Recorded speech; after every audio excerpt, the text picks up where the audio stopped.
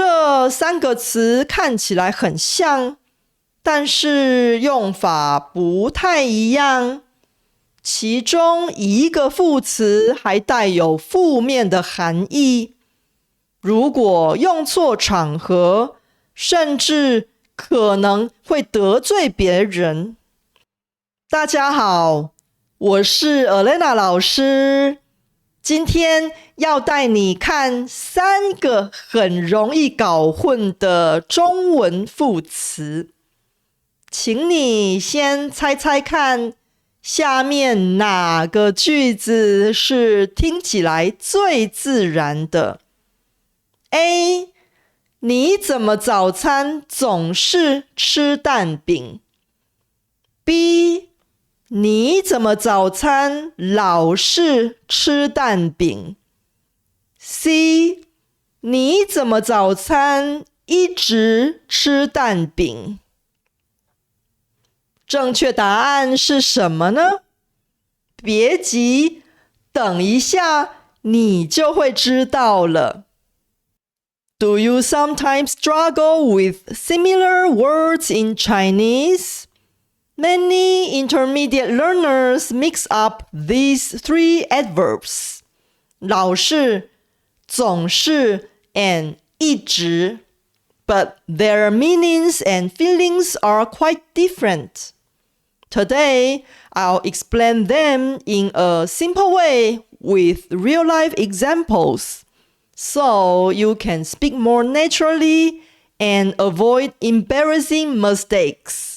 今天是 Mandarin Monday， 欢迎来到 Making Sense of Chinese。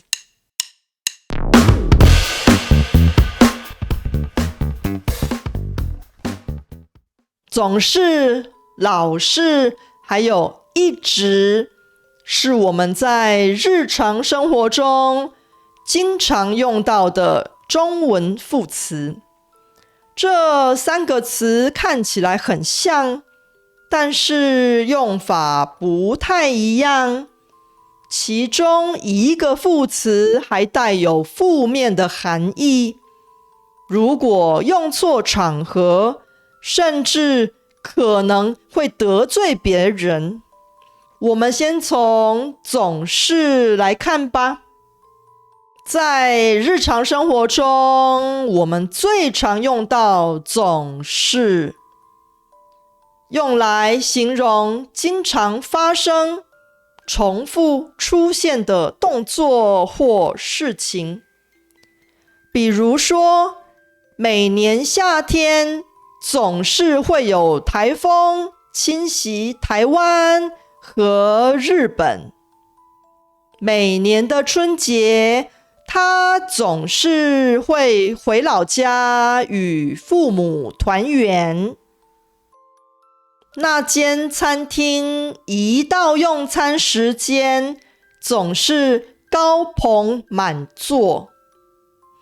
高朋满座是一个常用的成语，表示客人很多，餐厅的生意很好。总是也常用来形容某个人的习惯，比如说，他总是在早上和晚上睡觉以前刷牙。我同事每天上班总是迟到5分钟。他每天早上起床以后做的第一件事总是滑手机。滑手机是一个非常常用的流行语，意思是使用手机。通常是漫无目的的用手指在手机上滑动，像是看 Facebook、Instagram 或是 YouTube 或 TikTok 的短影音等。那如果这个经常发生的行为是不太好的行为或坏习惯，我们就可以用老是来形容。比如刚才迟到的例子，也可以说我同事每天上班老是迟到5分钟。用老是的时候，整句话的语气会变得比较负面，听起来像是在责备那个人。再举几个例子，小美的男友老是说谎，小明老是拖到最后一刻才念书，所以每次考试成绩都很差。你可不可以不要老是这么晚才回家？在上面这些例子里，老是跟总是其实都可以用，但是用老是会有责备的感觉，所以使用的时候要注意对象和场合，免得在无意间得罪别人。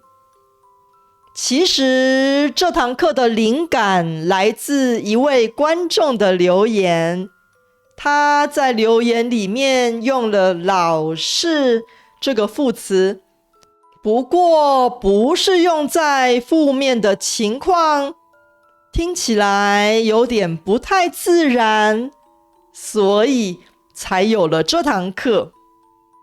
他写道，老是十分感谢，因为感谢是正面的意思，在这里用总是会比较适合。我希望你能多多留言给我，说不定我下一堂课的灵感就会是来自你的留言哦。接下来我们来看看一直。当我们想要形容一种连续不间断的行为或状态，就可以用一直。比如说，我一直很想开设自己的 YouTube 频道，但是却一直苦恼到底要不要露脸。这几天一直在下大雨，所以他一直待在家里，没有出门。我从小就一直很羡慕英文很好的人，虽然老是和总是有时候可以互相替换，但是大部分适合用老是或总是的句子，却不适合用一直。比如说，如果把刚才的他每天上班老是迟到5分钟改成他每天上班一直迟到5分钟，听起来就不太自然，因为迟到是一个短暂的动作，并不是持续不断的状态。回到一开始的测验题，哪个句子是听起来最自然的呢？ A. 你怎么早餐总是吃蛋饼？ B. 你怎么早餐老是吃蛋饼？ C. 你怎么早餐一直吃蛋饼？正确答案是 A. 你怎么早餐总是吃蛋饼？当然，你也可以对同事说，你怎么早餐老是吃蛋饼？这句话并没有错，但是语气听起来像是你觉得他这样做不好，好像在责备对方。